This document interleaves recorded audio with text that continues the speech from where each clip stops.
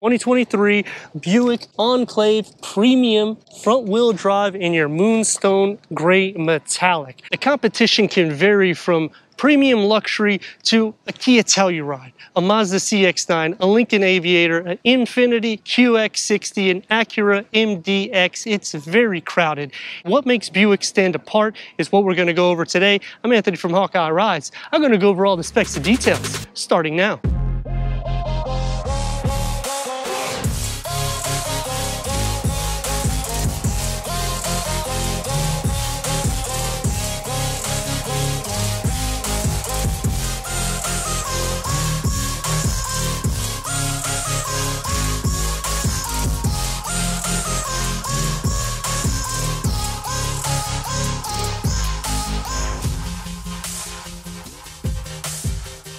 The new Buick Enclave has the styling off the same platform as your Chevrolet Traverse, except this has more luxury and it's a bit more rounded. Starting off on the front, you can see how round off it is. The LED tail lamps go into the chrome bar that wraps into your enlarged grille with chrome on the exterior, gloss black on the interior, and even on the top part, they give you some air vent, which makes it look a lot more sporty than the rest of the rivals. Working down the lower, LED fog lamps, you get the chrome and the gloss black even on the lower bit there with clearance at 7.5 inches. It is one of the widest in the segment, going over with the fenders that flare out. You get the chrome with the air vent that's in the matte black. Because we have the Experience Buick package, that adds 20-inch polished alloy wheels, dual moon roof. You get the chrome on the doors, and on the lower sills, going to be the gloss black. Chrome over all of your window treatment, except for the back. You get the gloss black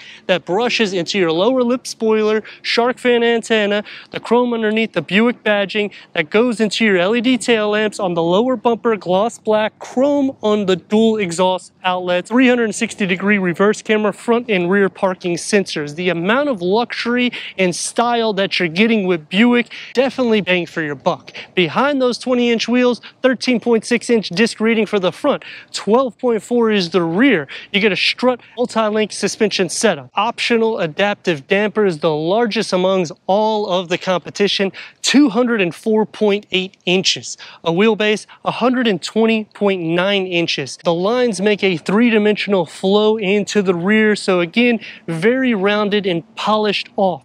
Going inside to your power tailgate, you're going to start with cargo, 23.6 cubic feet. You can fold down the rear bench electronically with a 12-volt charger, storage underneath the floor that gets an additional 3.1 cubic feet. The third row bench folded, increasing cargo to 57.7 cubic feet. With the second row captain seats, fold them down to max the cargo at 97.4 cubic feet, towing at 5,000 pounds with a payload over 1,800 pounds. Let's go inside, start it up so you can hear that exhaust note.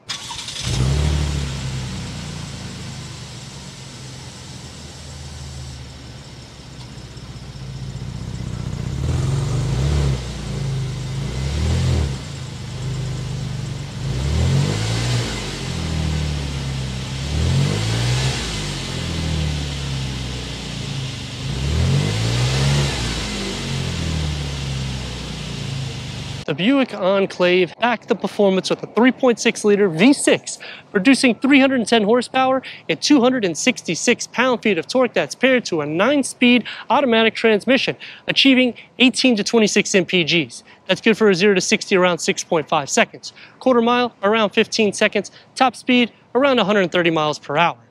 With these numbers, it is going to have the most horsepower compared to all of its competition except for the Lincoln, but the price point to this one under $60,000, where that one escalates to a higher premium. Comparing it to the new Infiniti QX60, you're going to save at least $5,000 to $7,000 with that one as well. Comparing it to the Kia Telluride, the same thing. You could just keep going down the list. That's what you get with Buick. Let me know in the comments what you think about the 2023 Buick Enclave Premium. As we go into the interior, go over the tech and take this for our test. Entering inside the Buick Enclave, you're going to receive 42.6 inches of headroom, 41.2 inches of legroom, dark galvanized with ebony, contrast stitching, 12-way power adjustment for the driver, 10-way for the passenger, heated, ventilated, massage, how much more luxury can you get? This is a Buick. They're going above and beyond. The dashboard, you're gonna have the silver that encases the whole lower trim,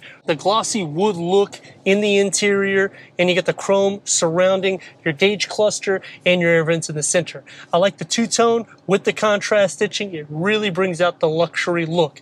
8-inch infotainment, we have navigation, we got the pinch, we got the swipe, we have buttons, so you can either hit the screen or hit the button. Slide it over, we got Apple CarPlay, Android Auto, Sirius XM, Wi-Fi, hotspot, AM, FM. Here you'll have your quick wedges that you could just double tap and you'll have your audio sound system. Double tap, you'll have your navigation. Working down the lower, you got your dual climate control, USB A and C next to your wireless charging pad. Cup holders, a 16.9 ounce will fit without any issue. I would say a 20 ounce. Gloss black for your push to pull with the silver that's surrounding it, and you got that wood pattern in between it. It is driver focused setup, which I don't necessarily mind it just where they put the cutoff. It's by the elbows are going to be a little bit more sporty, open up inside, and you got a storage tray, pick that up. It's even more deeper, and it's actually one of the deepest, and if that's not enough storage, we got to pass through with a 12-volt leather wrap steering wheel, multi-function in the front and the back with the gloss black and the silver. Paddle shifters are flat. The gauge cluster has a digital readout in the center. You can go through an array of information, heads-up display, a digital rear view camera, where you can make it easier for you for blind spots. You do have blind spot monitoring and lane keep assist. The dash brushes into the door panel. You get the same textures that's on the dash, on the door, memory for the driver, one touch up and down for the driver window. We have the contrast stitching. You get the leatherette, soft for your elbows, and a storage pocket with your premium Bose sound system. Dual pane windows in the front. We have a moonroof. Let's see how I look in the second row. For the second row, I'm at 39.8 inches of headroom, 38.3 inches of legroom. You can adjust these seats 4 different ways, either the back or here. So you can move this here or all the way here. This is probably going to be the best for the third row. Sitting in this style, you could fit back there without any issues, and you're pretty much taken care of here. If you put it all the way back and you recline it, it's gonna be a tight fit. As for your elbows, these are captain seats, so you're not gonna have any issues. If you do, just lift that up and sit with nothing. Dual climate control settings, heated rear seats, a home plug, 2 USB ports, storage behind both of the front seats, and the floor is more or less completely flat. The door panel gets the same segment as the front. So you get the chrome, you get that nice pattern with the gloss, one touch down. I like the two-tone with the contrast stitching. Storage, 2 bottles can fit without any issues, and you get another storage bin on the lower with the chrome around your speaker. You do have 2 moonroofs. Unfortunately, it doesn't go all the way to the third row, but you do have your air vents in the ceiling, so you can feel the air circulate all around you. Let's see how I look in the third row. For the third row, headroom is no issue, nor is legroom, as long as the seat is middle. For the side panel, it's going to be all hard materials, but we do get a USB on both sides, and we have a cup holder area and an area for either another bottle or a larger phone. Comparing this against the Infiniti QX60, this is going to have more space in the rear. Comparing it against the Lincoln, the same thing, and the Mazda, let's see how I look in the center. Sitting into the center, headroom is still no issue. Legroom, I mean, I can just stretch it out. The good thing about this is because of my dimensions, I could probably fit 3 of me at this spec without too many issues. Because the panels push in more than the door panels do in the second row, you do lose a little bit of seat. But in the same category, can you fit 3 adults? You could for a long journey. I mean, it's not going to be too bad because it's going to be a little bit snug for feet, butt, and shoulder space. Other than that, just relax because you can feel the air circulating all around you. Taking the 2023 Buick Enclave Premium out for our test run. V6, 3.6 liter, 310 horsepower. The numbers sound very good. 266 pound-feet of torque, 9-speed automatic transmission. You can option adaptive dampers. You have massage seats, 0 to 60 in the low 6 seconds. Price tag under $60,000. Luxury, 7 seats, mid-size SUV, almost to a larger SUV. Here we go.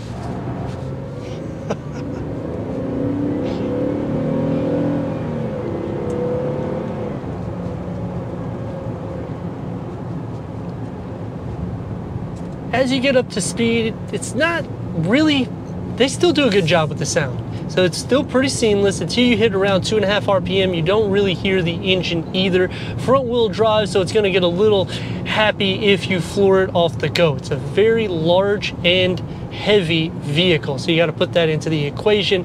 Comparing this to the competition that I've been talking about, I like this better than the Lincoln because you're getting a lot more savings, you're getting the same capabilities. It's going to be obviously a little bit less power, it's going to tow a little bit less, but you have more space in the interior of this, and the cargo space is insane for the length of this vehicle.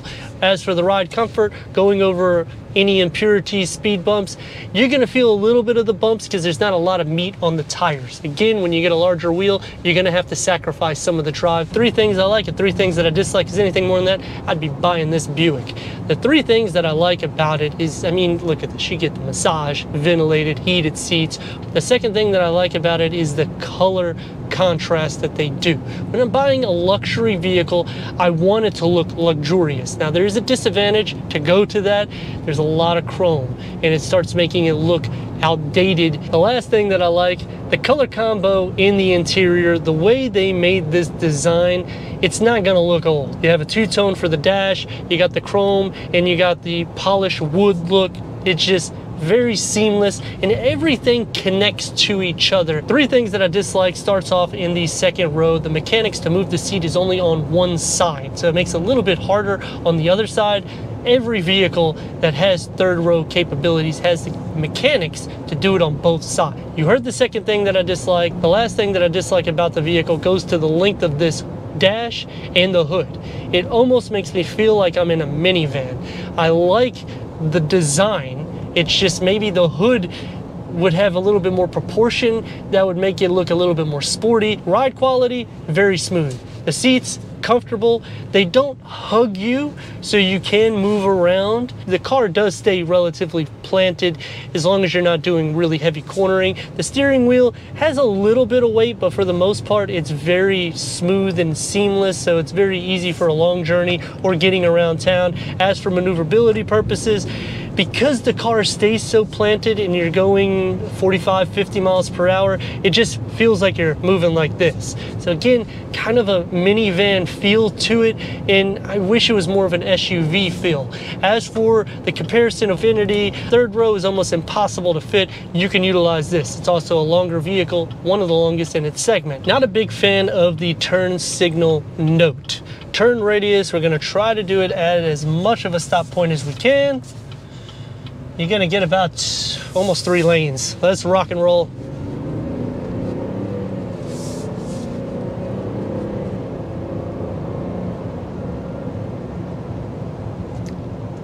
The heads-up display, it's a little bit harder to see with polarized glasses. You can see how fast you're going. It does feel a little bit heavy on the pedal when you're pushing, so you're gonna constantly be hitting around a 2.5 to 3 RPM to get it to move.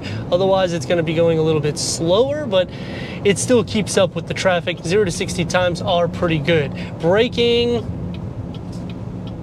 pretty much stop on a dime. And then to show you some of the dynamics,